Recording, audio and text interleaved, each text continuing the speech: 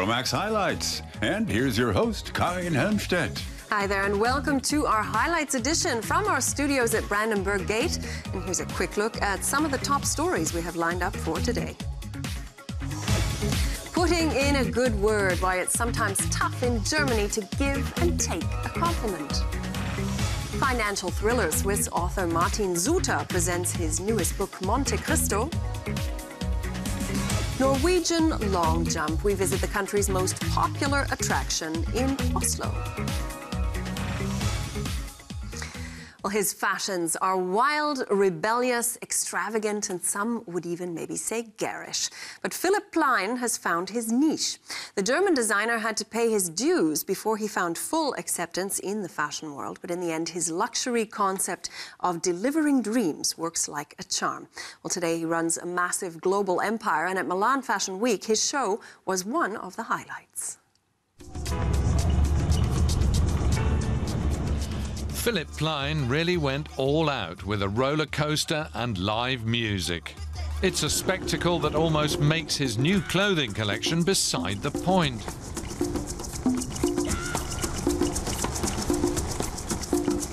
The whole event cost Plein some €1.5 million. That's part of the label's success. We think we understand what this dream industry wants, and we give it to them, the spectacle. That's how it was back in Caesar's day. He always said, give the people bread and circuses. That's what we do. We give them bread and circuses. Philipp Plein really likes to lay it on thick. Snakeskin, goatskin, and a dose of glitter. His love of rhinestones has earned him a reputation as a king of bling. We do a lot by hand. All these studs, which you could say are what give it bling, are all hand-applied to a leather belt. Bling is in all of us, especially girls. Every little girl once dreamed of being a princess. Plein has also upped his recognition value with celebrity appearances. He hired supermodel Naomi Campbell in 2014. Grace Jones sang at one of his shows in 2013. Rapper Snoop Dogg performed at the Milan menswear show in January.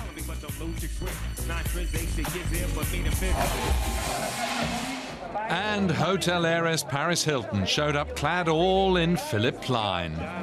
I think he's such an amazing designer. I really love his brand. It's always so gorgeous and it stands out, and I love his style. Gold Digger is his line of leather-covered furniture. Plein started out in furniture design. He earned his first million at 24 with his luxury dog bed. That became the seed money for his fashion business. For the past 5 years, the 37-year-old has presented his collections in Milan. From his start as an outsider, he's now a mainstay. I was always skeptical, but he's come a long way. He has great designs and, of course, glitz and glamour. He shows that fashion is fun, a big event. Philipp Plein serves the clientele that like to show off a bit. It's great that someone is setting out from Germany to conquer the world. That's exactly what Philipp Plein is doing. Plein has already opened his second boutique in Milan's fashion district. The trademark in all of his stores is a skull made of Swarovski crystals. The prices are in the upper luxury segment. The target group is young people who want to stand out from the crowd.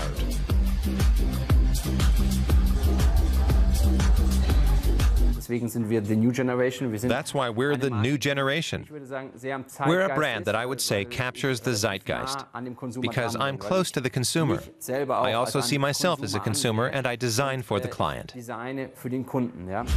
With new flagship stores in New York, Singapore and Los Angeles, Philipp Plein is expanding rapidly. He's posting sales of more than 200 million euros yearly, thanks to aggressive marketing. At the end of the day, what do? We sell emotions, dreams. That's what luxury brands do. The new winter collection is almost restrained in black and white with a hint of elegance. Now Plein and his team of 300 are planning a line of sunglasses. I wouldn't say it's a never-ending task, but once you start, there's really no end. That's the nice thing. People ask, what's your goal, your dream? The journey is the goal. The fun really starts after the show, when everyone can ride the roller coaster. It's far from the last big dream for the German designer. He's planning to have 100 shops around the world by the end of the year. Well, she's a psychology student who wants to make the world a better place with what you could call a charm offensive. Rosa Stark pays compliments at least once a day to perfect strangers on the streets here in Berlin and then writes about it in her blog. Now, a compliment a day attracts lots of readers who know that such displays of openness are often met with great distrust here in the capital. Well, my colleague Maike Krüger tried to find out why it's sometimes so hard to say something nice. This isn't just a busking session. It's a test, with a typically German outcome. Hardly anyone stops to listen. Rosa Stark knows that it doesn't have to be like that. When she lived in California, she noticed that passers-by responded with a lot more enthusiasm. In Berlin, it's a big deal if someone stops and says something nice. It happens maybe once an hour. What was it like in California? There, someone stopped every minute and a half to say thank you for playing. One guy said I'd saved his evening, which hadn't gone well. I was really moved by that and went home happy. People often thanked me or told me they liked the way I play. Those experiences inspired her to start her blog, A Compliment a Day. Since she's kept a blog, she spreads compliments and appreciation, as well as a good mood. Compliments are rare in Germany, so people are even happier to get them. This young woman on the subway was complimented on her beauty. Her music teacher was praised for believing in her. This couple for their outfits, and this kiosk owner for his impressive beard. I learned a lot, I experienced so much. I heard so many stories and made so many friends I wouldn't have met otherwise. That changed my life.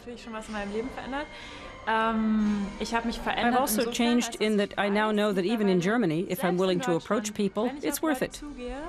It's always ended up being a very cool encounter. Cultures differ in major ways, of course. An Italian has a very different attitude towards compliments than a Scandinavian, who's going to be more reserved, but quite sincere. An Italian or a Greek or a Latin American sees it differently. For them, a compliment is part of an interaction, a way to communicate. So it's okay to lay it on thick and exaggerate a bit. In the meantime, Rosa Stark is always looking for ways to say something nice to someone. It makes her happy too. She takes the nicest compliment with the best story and posts them on her blog, along with a photo. She finds giving compliments easy now, but our reporter doesn't. But she definitely wanted to give it a try. Any tips? It doesn't matter if you think the compliment is really great or not. You just have to mean it. Don't overthink it. So, with a hidden camera, she set off on her mission. It's not easy at first. Hello. Hi. Do you speak English? Yes, a little. Yes? I just wanted to say I like this one. I like your coat. Yes. Thank you. I just gave my first compliment. The floodgates open. I just wanted to tell you, you look great. I like your cap. Thank you. That's really nice and looks funny. I appreciate the compliment. It's very kind. Thank you. Yeah, that is sweet. I like your outfit. Thank you. Complimenting cheerful tourists is no problem. It's harder in a typically German pedestrian zone where spontaneous compliments are rather exotic. You two as a couple look very easygoing and likeable. You have a great smile. I'd like to compliment your mother for the fact that you were so helpful to her. She raised her son well. May I give you a compliment? No. No compliment. No. I just wanted to say something nice. I think the color of your pants is great. It's good, isn't it? Very cool. Our culture of compliments isn't as developed as it is in Southern Europe, but we do know how to compliment people. For a lot of Germans, their reticence means that when they do give a compliment, they mean it sincerely. Rosa Stark appraises the day's compliments for her blog. Her choice is us, the team from Deutsche Welle. Thank you. It turns out that when you give a compliment, you're likely to get one back in return. Well, we head now to the Norwegian capital, Oslo. And the long, dark winter days are slowly shortening there, but a winter visit is still the best time to see how winter sports are woven right into the fabric of Norwegian national identity. So let's take this tour from the top, so to speak. Oslo, Norway's capital on the coast, or on a fjord to be more precise. Set between the sea and the mountains, it's home to 640,000 people. Winter sports have always been a big deal here. The Holmenkollen skiing area with its viewing platform and famous ski jump is the country's most popular tourist attraction. But it's the ski simulator that actually gets the longest queues. Here, amateurs are given a taste of the most difficult ski jumps and slopes.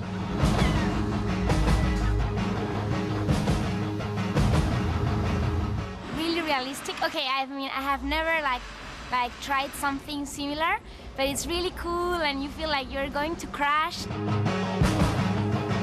I think when I go back, I'll start taking some ski lessons and come back next year here.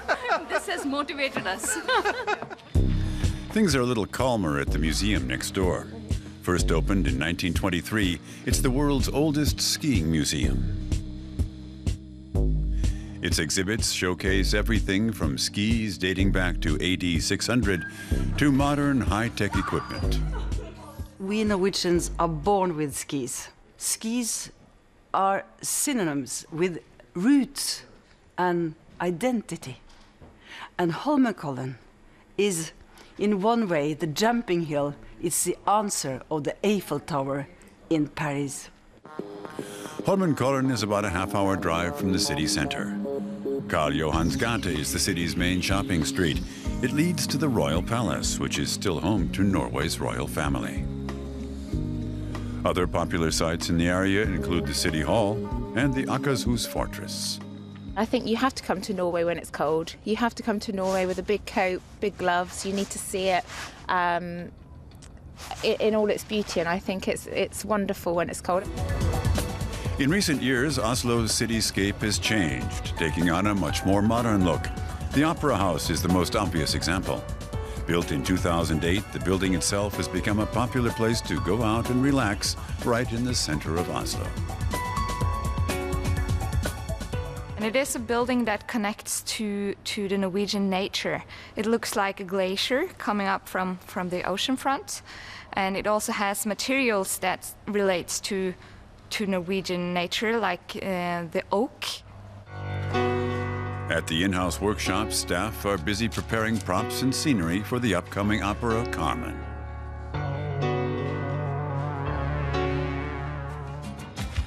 Just a stone's throw from the opera, a new arts district has sprung up right next to the water.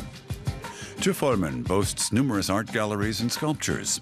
More than 20 architects were involved in creating the area, including Italian Renzo Piano.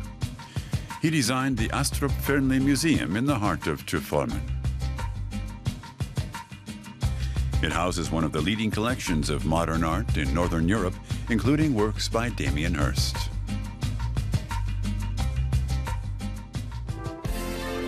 One popular way to round off the day in Oslo is to go ice skating at the open-air rink near the palace. Or just to sit it out in one of the many street cafes until the sun goes down over the Norwegian capital. Well, you only have to pick up the newspaper to read again and again that all is not rosy in the banking world. Wheeling and dealing and tax evasion scandals abound, and very often the Swiss banks cut a shady figure in the mix. Well, explosive stuff for a new novel, thought Swiss author Martin Suter, whose books have been translated into 32 languages. His highly anticipated new thriller is called Monte Cristo, and we caught up with him just prior to its appearance. The author enjoys a few moments of idyllic peace in the Engadine Valley before the frenzy of press conferences, interviews, and readings gets underway.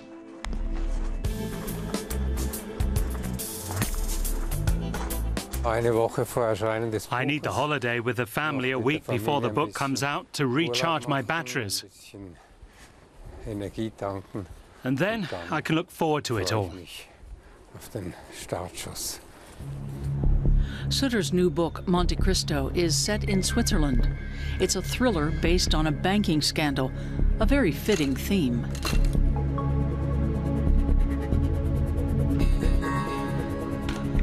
The main protagonist is Jonas Brandt, who feels he's in the wrong job.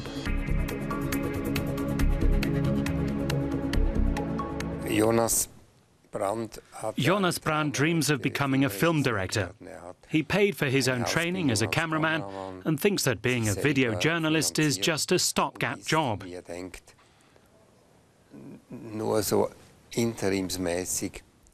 He wanted to have something to do with moving images. That's why he became a video journalist. The book's opening scene has a train making an emergency stop in a tunnel. Jonas Brandt is on the train, and it seems somebody has fallen off. Weeks later, he gets hold of two identical 100-franc notes with the same number. It turns out that the two events are connected. Both are part of a huge Swiss banking scandal. Swiss banks are a controversial subject in reality, too. That's why Suter went about his research for the book a bit differently. This time round, I did some research beforehand because I had to do so much follow-up research to be sure that the story would work. Usually, I don't do my research before I write, but rather during the writing.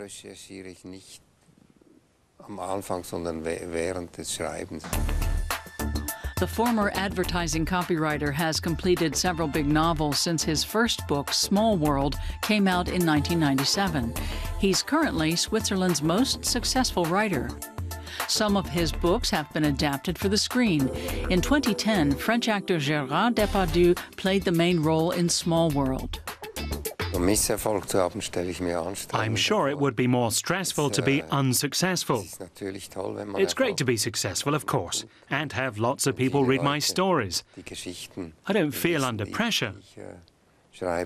Quite the opposite, actually.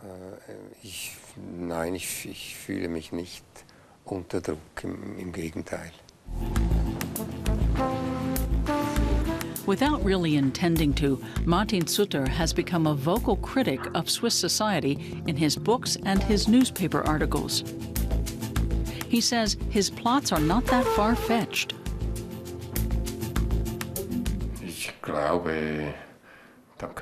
I think we can pretty much count on it. That one day soon, reality will overtake fiction.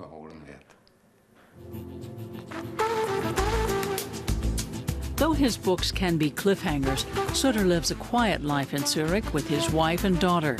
But he's looking forward to the hubbub of the new publication. It doesn't happen very often, maybe every 2 years. Apart from that, I lead a rather reclusive life. So it's fun to be the center of attention for a moment. He'll be the center of attention for the next 4 weeks. Then he'll be back at his desk. He's already started work on his next book. And if you happen to be a die-hard culture vulture, well, you might just be interested in our culture pages. Here's a little more information. dw.de/culture, your address for arts and culture on the net with the best in music, film, and literature. You can also find audio streams of classical music concerts, along with our many cultural programs as video on demand. There's something for everyone. Well, you might think that underwear and hosiery are rather profane kinds of garments, but Pringle of Scotland has proved that they can be the springboard for a top-notch global fashion brand. Founded 200 long years ago, Pringle later made a name with knitwear and boasted such clients as Brigitte Bardot and Grace Kelly. And a brand new exhibition that kicked off at the recent London Fashion Week was a timely reminder of that great tradition.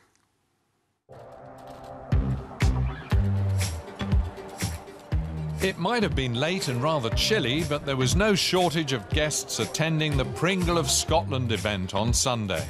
The anniversary exhibition for the brand also featured a catwalk display, showcasing not classic creations, but the label's new, fashion-forward designs for its autumn-winter women's collection. Designing for a brand with such an heritage feel like a big responsibility for a designer. And you have two choices. One is respecting the past and working within the archive and being very retrospective. But the other one is learning from the past, browsing the archive, and then moving very much forward. The exhibition, hosted by the renowned Serpentine Gallery, takes visitors on a trip through the company's checkered history. Founded in 1815 by Robert Pringle, the label originally specialised in woolen underwear. It would later use the same material to make sweaters and cardigans. Pretty novel at the time, but today, mainstream. People would have found some of these designs quite startling because it would appear as if you were in your underwear, because it was just a single layer of fabric between your outer self and your nudity. Pringle of Scotland became a label of global repute in the 1940s. Its knitted creations were donned by the likes of Sophia Loren, Grace Kelly and other starlets. They were very, very clever at how they marketed the goods that they sold. They had a very clever marketing manager called Bill Roger, and he decided to put Scottish actresses into the garments, and he would pay them to wear them on set for filming and also off set. And this became something that other actresses wanted to emulate. Among the label's other celebrity fans, Queen Elizabeth. The British monarch has been ordering new clothes from Pringle every year since she was first given a sweater by the brand in 1947. She's an especially avid wearer of twin sets, a pullover cardigan combination. A Pringle invention that would become an icon of Scottish style, like the Argyle pattern. Argyle was kind of an happy accident. It was an attempt to create a tartan, but within the technology of the time, it was not possible to create that type of squared shape, and so it became quite an elongated square, hence a diamond, hence the Argyle. Pringle of Scotland's success story waned in the 1980s, despite the brand maintaining its popularity among golfers and elsewhere in the sports world. The quality of the product started to descend, and they also got involved in licensing. This is not unique to Pringle. A lot of companies were involved in some of these strategies in that particular period.